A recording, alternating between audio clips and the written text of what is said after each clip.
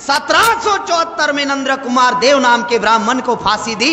ये पहला कारण, सारे ब्राह्मण टेंशन में आ गए भारत के।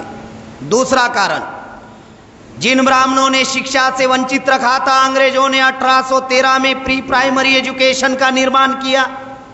दूसरा कारण, इस वजह से राष्ट्रपिता ज्योतिराव फुले को शिक्षा मिली, इस वजह से छत्रपति शाहू महाराज को शिक्षा मिली, इस वजह से बाबा साहब आम्बेडकर को शिक्षा मिली।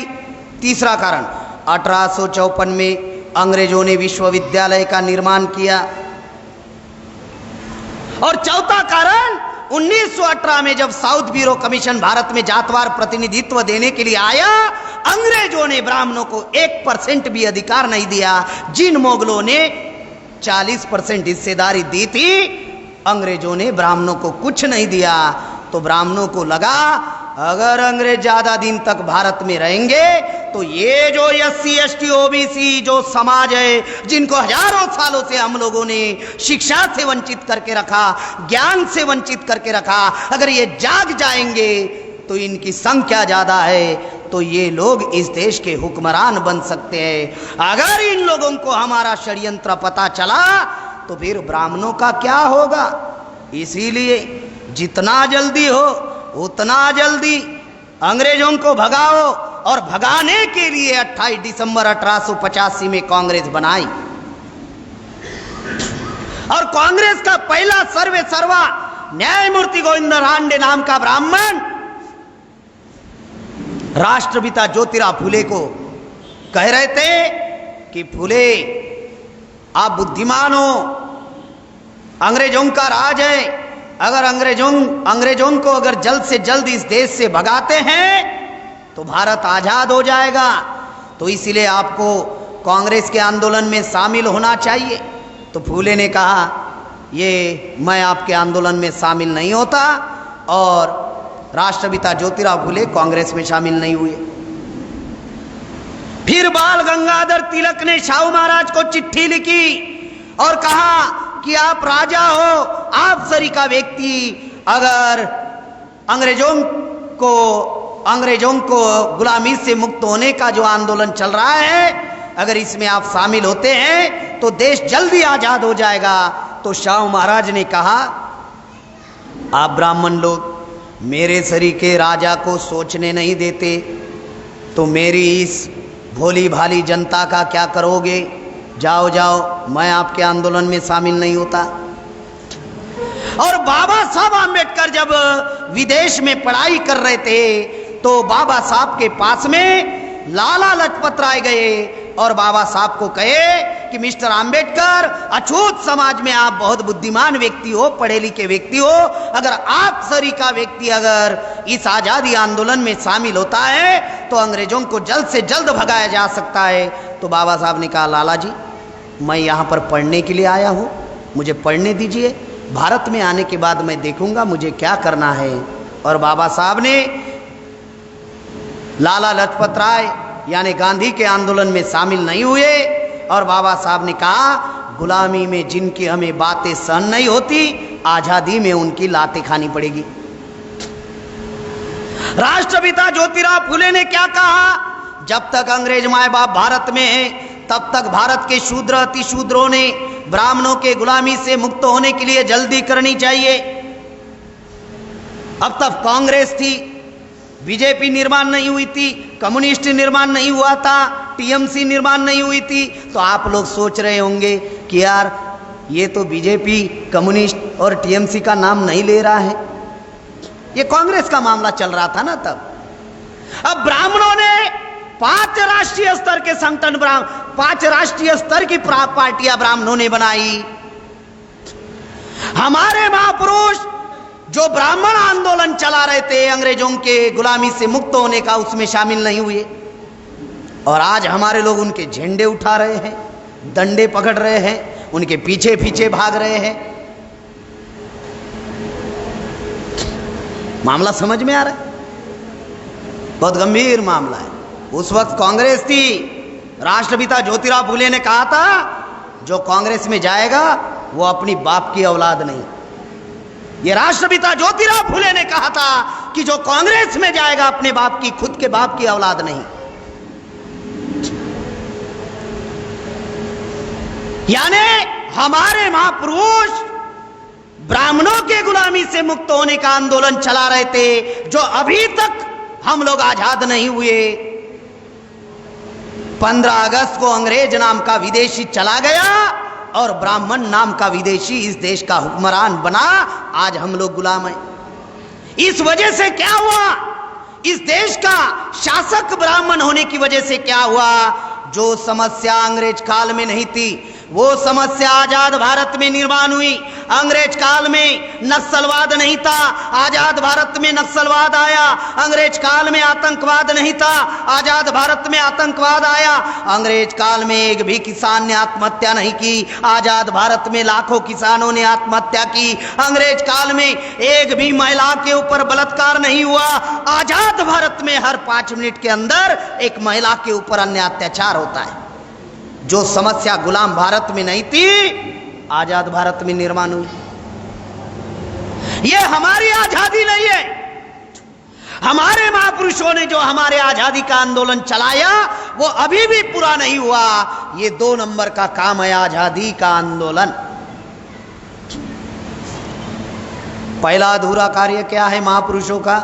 जितने भी महापुरुषों ने आंदोलन चलाए, प्रतिनिधित्व के लिए चलाए कि हमारे समाज को जीवन के प्रत्येक क्षेत्र में प्रतिनिधित्व मिले, वो अभी भी पूरा नहीं हुआ।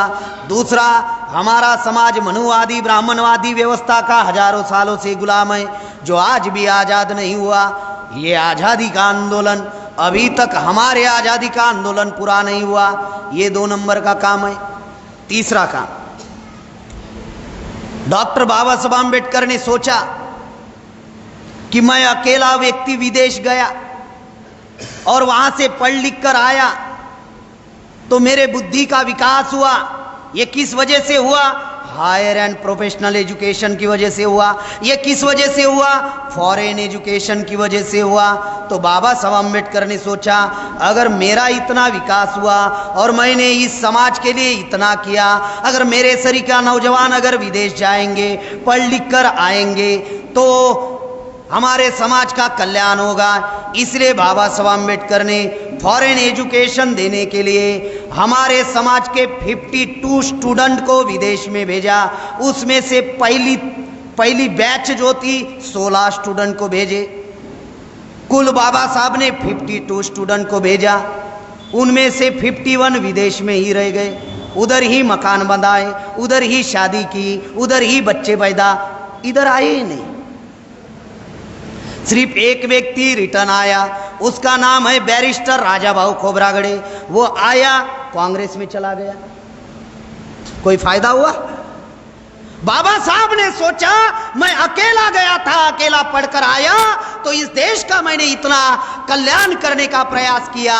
अगर मेरे तरीके अगर सैकड़ों बच्चे विदेश जाकर पढ़कर आएंगे और इनको हायर एंड प्रोफेशनल एजुकेशन अगर मिलेगा, तो ये लोग समाज का आंदोलन चलाएंगे।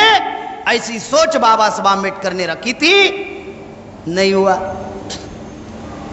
ये बात ब्राह्मणों ने समझ ली और ब्राह्मणों ने हायर एंड प्रोफेशनल एजुकेशन महंगा कर दिया। आज आप डॉक्टर बनना चाहते हो, MBBS 50 लाख रुपए फीस है। MD MS करना चाहते हो, 1 करोड़ 2 करोड़ रेट चल रहा है। हायर एंड प्रोफेशनल एजुकेशन महंगा होने की वजह से हमारे बच्चे पढ़ने की वजह से उनको फॉरेन एजुकेशन नहीं मिल रहा है। यह मामला है। इस बात को समझना बहुत जरूरी है। इसीलिए बाबा साहब अम्बेडकर ने पीपल्स एजुकेशन सोसाइटी का निर्माण किया और उसके अंतर्गत महाराष्ट्र औरंगाबाद में मिलिंद विद्यालय बनाए।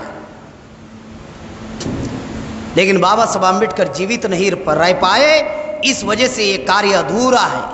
इसलिए वाम से भारत मुक्ति मोर्चा ने, हम लोगों ने निर्णय लिया और हमने पीपल्स साइंटिफिक एजुकेशन सोसाइटी का निर्माण किया और आने वाले दिनों में 5000 तहसील पर हम लोग पीपल्स साइंटिफिक एजुकेशन सोसाइटी के अंतर्गत हम लोग हायर एंड प्रोफेशनल एजुकेशन हमारे बच्चों को देने वाले हैं। जैसे बुद्ध काल में नालंदा, तक्षशिला, विक्रमशिला, उज्जैनी विश्वविद्यालय थे, उस लेवल का एजुकेशन हम लोग हमारे बच्चों को देंगे।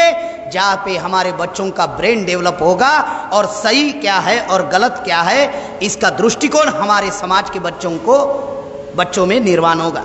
ये प्लान हम लोगों ने बनाया, यह अधूरा कार्य है।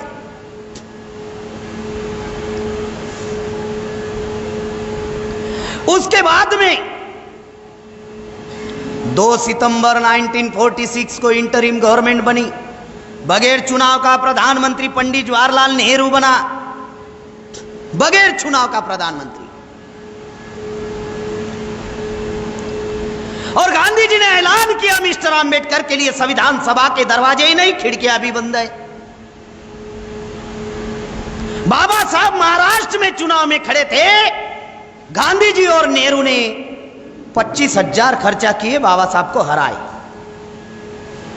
उस काल के 25,000 आज के करीबन 2.5-3 करोड़ रुपया है।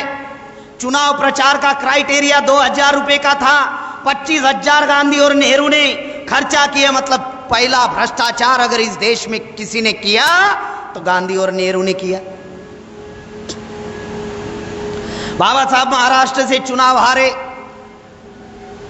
बंगाल के लोगों का मैं धन्यवाद अदा करना चाहता हूं कि ये बंगाल के लोगों ने बाबा साहब आंबेडकर को बंगाल बुलाया और 4 जिला से चुनाव जीतकर संविधान सभा में भेजा। वो 4 जिले थे खुलनार, जसपुर, फिरोजपुर, बोरीशा। ये 4 जिला से बाबा साहब आंबेडकर चुनाव जीत कर गए और बाबा साहब आंबेडकर जब ड्राफ्टिंग कमेटी का चेयरमैन बने तो बाबा साहब आंबेडकर ने उस ड्राफ्टिंग कमेटी में करीबन 7 लोग थे। 2 लोग मर गए, 5 रह गए। 2 विदेश चले गए, 3 रह गए। एक दिल्ली से दूर रहता था इसलिए नहीं आता था, 2 रह गए। और एक की तबीयत ठीक नहीं रहती थी इस वजह से नहीं आता था। अकेले बाबा साहब आंबेडकर ने 2 साल 11 महीने 18 दिन में संविधान का निर्माण किया और संविधान में टोटल आर्टिकल्स बाबा साहब आंबेडकर ने 395 लिखी। आर्टिकल 15(4)(16) 4 में नौकरी का अधिकार, आर्टिकल 21(335) में शिक्षा का अधिकार, आर्टिकल 275 में आदिवासियों के लिए स्पेशल बजट, 330-332 के अंतर्गत सरपंच से लेकर प्रधानमंत्री बनने का अधिकार, आर्टिकल 244 में आदिवासियों के लिए 5वीं 6वीं अनुसूची, आर्टिकल 340 में ओबीसी के लिए रिजर्वेशन, पहला रिजर्वेशन इन प्रीएम्बल्स में ओबीसी के लिए reservation, article 341 schedule caste, article 342 आदिवासी। और इनसे जिन्होंने धर्म परिवर्तन किया और सिख, ईसाई, बुद्धिस्ट, मुसलमान बन गए उनके लिए बाबा साहब आंबेडकर ने आर्टिकल 25 से लेकर 29 तक यानी 395 आर्टिकल्स में से 63 आर्टिकल्स बाबा साहब आंबेडकर ने हमारे समर्थन में लिखे। संविधान हमारे समर्थन में है, लेकिन अमल करने वाले लोग ब्राह्मण बैठे हुए हैं। अगर संविधान अमल होगा तो हमारी समस्या का समाधान होगा। हम लोग राजा बन जाएंगे, हम लोग हुक्मरान बन जाएंगे, इस देश के मालिक बन जाएंगे। लेकिन अमल करने वाले लोग ब्राह्मण हैं और वो डीएनए के आधार पर विदेशी है। वो लोग जानते हैं अगर ये लोग राजा बन जाए, ये लोग हुक्मरान बन जाए तो इनकी संख्या ज़्यादा है। जिनकी संख्या ज़्यादा होती है उनके वोट ज़्यादा होते हैं और जिनके वोट ज़्यादा होते हैं राज उनका रहता है। तो संख्या के आधार पर ब्राह्मणों का राज नहीं रह सकता, इसीलिए ब्राह्मण संविधान अमल ही नहीं करता। अगर संविधान अमल नहीं होगा तो समता, स्वतंत्रता, बंधुत्व और न्याय पर आधारित समाज और राष्ट्र का निर्माण कैसे होगा? नहीं होगा। 26 नवंबर 1949 में जब संविधान सभा में बहाल दिया डॉक्टर राजेंद्र प्रसाद के हाथ में, तो ब्राह्मणों ने, आरएसएस के लोगों ने, विश्व हिंदू परिषद के लोगों ने 11 दिसंबर 1949 में दिल्ली के रामलीला मैदान में संविधान जलाया और बाबा साहब आंबेडकर के प्रतिमा जलाई। और 2018 में शर्मा नाम के ब्राह्मण ने जंतर मंतर पर संविधान जलाया। संविधान हमारे समर्थन में है।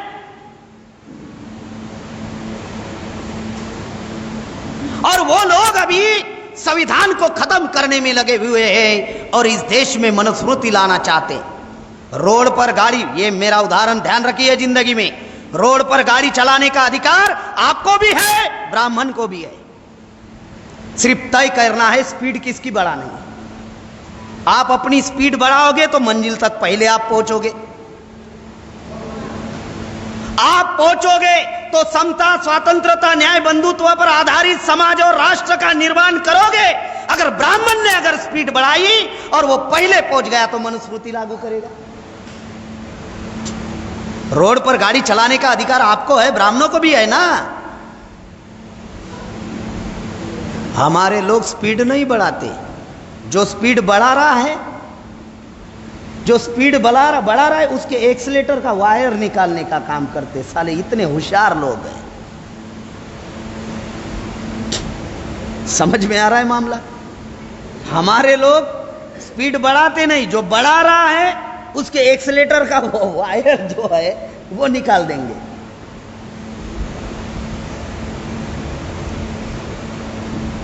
ये उदाहरण से आपको जीवन में अपनी सीख लेनी चाहिए। संविधान खतरे में है।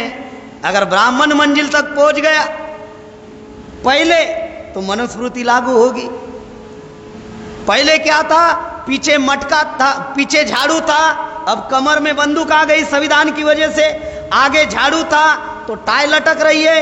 अब न्यू टेक्नोलॉजी है, पता नहीं अभी क्या होगा एडवांस। अगर मनुस्मृति लागू हुई तो क्या होगा, कुछ बताया नहीं जा सकता। इसलिए ध्यान रखिए साथियों, एक्सीलेटर का जो वायर है वो आप लोगों को निकालना नहीं है। जो स्पीड पकड़ रहा है उसको मोटिवेट करो।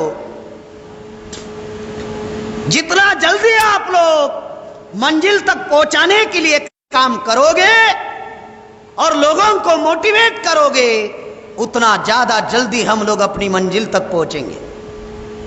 और जितना जल्दी पहुंचेंगे उतना जल्दी इस देश में इक्वलिटी लागू होगी, उतना जल्दी इस देश में समता, स्वतंत्रता, न्याय, बंधुत्व पर आधारित समाज और राष्ट्र का निर्माण होगा। अगर ब्राह्मण पहले अगर पहुंच गया तो निश्चित रूप से इस देश में मनुस्मृति लागू होगी। संविधान को खत्म करके ब्राह्मण इस देश में मनुस्मृति लागू करना चाहता है। यह अधूरा कार्य है कि अधिकार संविधान में है, अमल नहीं हो रहा है क्योंकि हमने राजा किसी और को बनाया है। आखिरी बात बताते हुए मैं मेरी बात को खत्म करना चाहता हूं। साथियों, हमारे महापुरुषों ने जो आंदोलन चलाया, यह आंदोलन कोई एक जिला का आंदोलन नहीं था, यह आंदोलन कोई एक राज्य का आंदोलन नहीं था, क्योंकि समस्या देशव्यापी है, समस्या राष्ट्रव्यापी है। इसलिए आपका आंदोलन देशव्यापी और राष्ट्रव्यापी होना चाहिए। आपका आंदोलन स्वावलंबी होना चाहिए, आत्मनिर्भर होना चाहिए। अगर आप आंदोलन चला रहे हो और काम दुश्मन के इशारों पर कर रहे हो तो कौन सा आंदोलन आप चला रहे हो? आंदोलन आप चला रहे हो, मदद दुश्मन से ले रहे हो, फिर भी आप समाज को आजाद नहीं करा सकते। आंदोलन आप चला रहे हो और बोली दुश्मन की बोल रहे हो, फिर भी आप समाज को आजाद नहीं कर सकते। इसीलिए आंदोलन भी हमारा होना चाहिए, संगठन भी हमारा होना चाहिए, नेतृत्व भी हमारा होना चाहिए, ये टर्मिनोलॉजी भी हमारी होनी चाहिए और साधन और संसाधन भी हमारे होने चाहिए। तब जाकर हम लोग समाज को आजाद करा सकते। इसीलिए बाम से भारत मुक्ति मोर्चा, बहुजन क्रांति मोर्चा पिछले 42 साल में हम स्वावलंबी, आत्मनिर्भर, आत्मसम्मानी आंदोलन इस देश में हम लोग चला रहे हैं। अगर दुश्मन से आप सहारा लोगे तो दुश्मन इशारा करेगा, दुश्मन का इशारा नहीं मानोगे तो सहारा निकाल देगा। इसलिए खुद के बलबूते पर इस आंदोलन को हम लोगों को चलाना होगा। एक आंदोलन है, एक आंदोलन की जरूरत है, आंदोलन है, आंदोलन की जरूरत है। गाड़ी है और पेट्रोल नहीं है तो गाड़ी का कोई मतलब नहीं है, गाड़ी चलने वाली नहीं है। इस बंगाल में आज की डेट में हमारे 5 ऑफिसेस हैं, करीबन 11 फुल टाइमर है, 2 भवन हैं, एक पेपर चलता है मूल निवासी मुक्ति वार्ता, 2 4 व्हीलर चल रही है। आप लोगों को अंदाजा नहीं है, जो घर का मुखिया होता है उसको मालूम होता है उसके परिवार को चलाने के लिए महीने का कितना लगता है। आज बंगाल में जो संगठन का कार्य चल रहा है, प्रतिदिन 10,000 रुपए खर्चा आ रहा है, महीने का 3 लाख। कभी आप लोगों ने अंदाजा लगाया है बंगाल के लोगों ने? हैं 10,000 रुपए प्रतिदिन का खर्चा आ रहा है आंदोलन का, महीने के 3 लाख रुपए का खर्चा आता है। भाषण देने से ही क्रांति होने वाली नहीं है।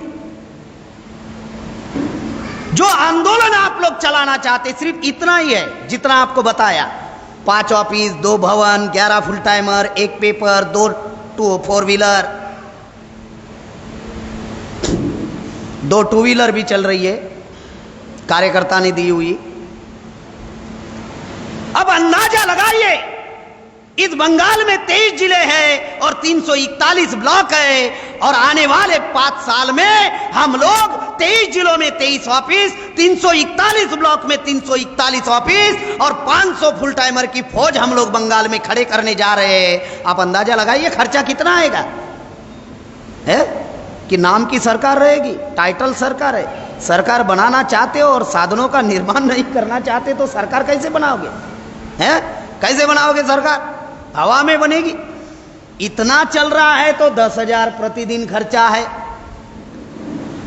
और जब 341 ब्लॉक में जब ऑफिसेस हो जाएंगे और एक फुल टाइमर को हम लोग शिफ्ट करेंगे तो आप लोग अंदाजा लगाइए बंगाल में करोड़ रुपया खर्चा आने वाला है आंदोलन चलाने के लिए। इसलिए मैंने रोड का उदाहरण दिया। आपको भी गाड़ी चलाने का अधिकार है, ब्राह्मणों को भी है। आप अपनी गति बढ़ाओगे तो पहले पहुंचोगे।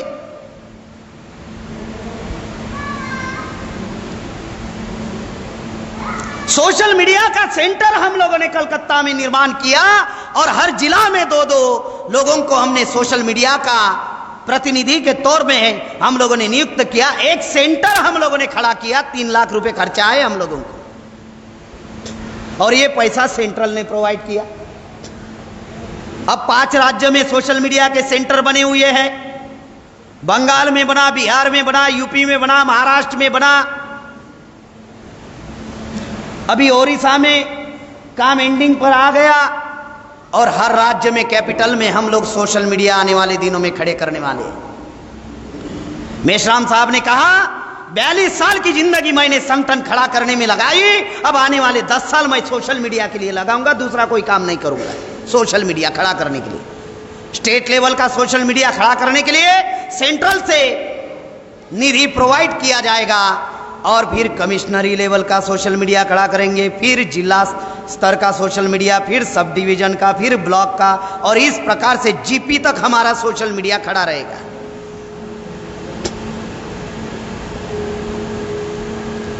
अगर आत्मनिर्भर स्वावलंबी अगर आंदोलन हम लोगों को चलाना है, हमारे महापुरुषों ने जो आंदोलन चलाया, आत्मनिर्भर आंदोलन चलाया, उनके करनी और कथनी में कोई अंतर नहीं था। जो बोलते थे अमल करते थे।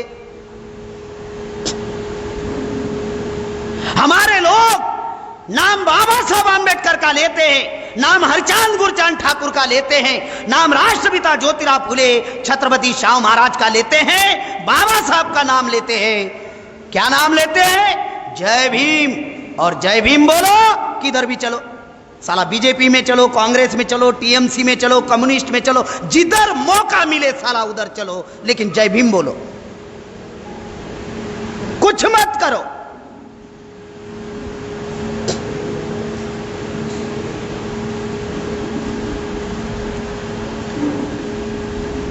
ये कथनी और करनी जो आप लोगों को बता रहा हूं, जो बोल रहे हो उस पर अमल होना चाहिए, तब जाकर आप आंदोलन करोगे। आपकी बोली भाषा भी अपनी होनी चाहिए, आपका लिखान भी अपना होना चाहिए।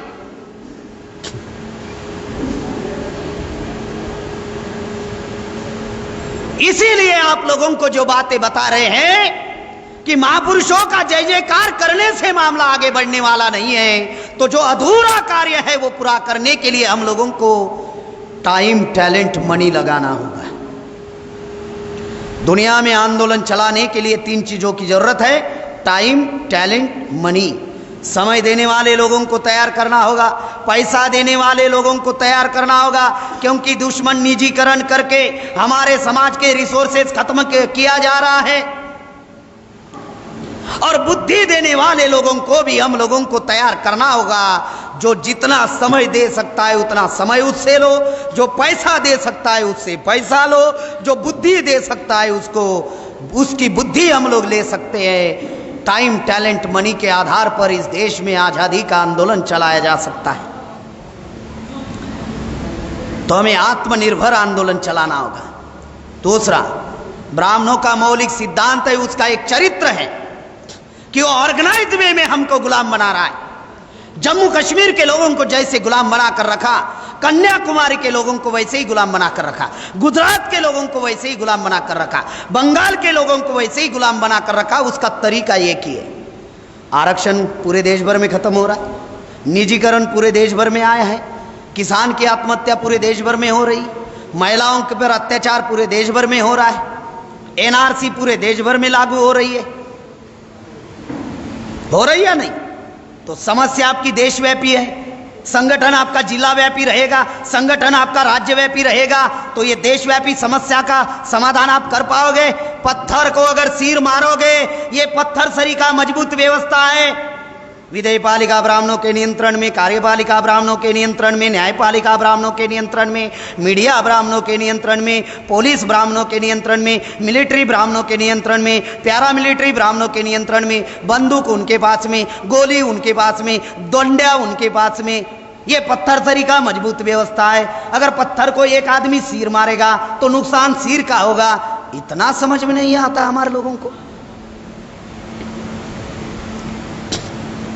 व्यवस्था देशव्यापी है, संगठन भी देशव्यापी होना चाहिए। आइसोलेशन में अगर हम लोग काम करेंगे तो हमारा सत्यानाश होगा, क्योंकि जो लोग आइसोलेशन में काम करते हैं उनको सुसाइड करना पड़ता है।